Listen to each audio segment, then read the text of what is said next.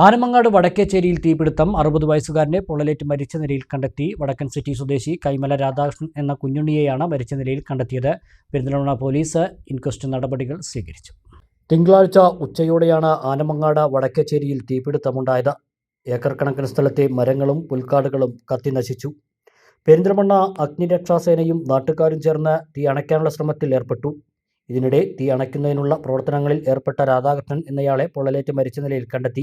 രാധാകൃഷ്ണൻ അപസ്മാര രോഗം ഉള്ളയാളാണെന്ന് നാട്ടുകാർ പറഞ്ഞു. വൈകിട്ട് 6:30 മണിയോടെ പെരിന്തൽമണ്ണ പോലീസ് ഇൻസ്പെക്ടർ സുമേഷ് സുധാകരന്റെ നേതൃത്വത്തിൽ പോലീസ് സംഘമെത്തി ഇൻക്വസ്റ്റ് നടപടികൾ സ്വീകരിച്ചു. ഗ്രാമപഞ്ചായത്ത് vice president TP Mohandas, ward member EP Ayyub തുടങ്ങിയവർ സ്ഥലത്തെത്തിയിരുന്നു. അതേസമയം കൂടുതൽ ഭാഗങ്ങളിലേക്ക് തീ പടരുമെന്ന ഭീതി നിലനിൽക്കുന്നുണ്ട്. ഈ ഭാഗത്ത് പൊന്തക്കാടുകൾ നശിപ്പിക്കുന്നതിന്റെ ഭാഗമായി തീ ഇടാറുള്ളതായി പറയപ്പെടുന്നു. അൽസലാമ ഐ ഹോസ്പിറ്റൽ സേവനത്തിന്റെ 20ാം വർഷത്തിലേക്ക് 21 ലക്ഷത്തോളം സന്തുഷ്ടരായ ഉപഭോക്താക്കളും 2 ലക്ഷത്തോളം തിമിര ശസ്ത്രക്രിയകളും പൂർത്തിയാക്കിയ മലബാറിലെ ഏക കണ്ണാശുപത്രി.